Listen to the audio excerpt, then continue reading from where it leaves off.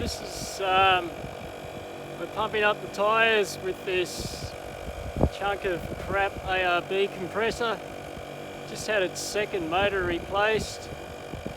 Probably spent 2/3 of its 3-year lifespan with at least one blown fuse in one of the motors. See how it goes. It sounds okay at the moment.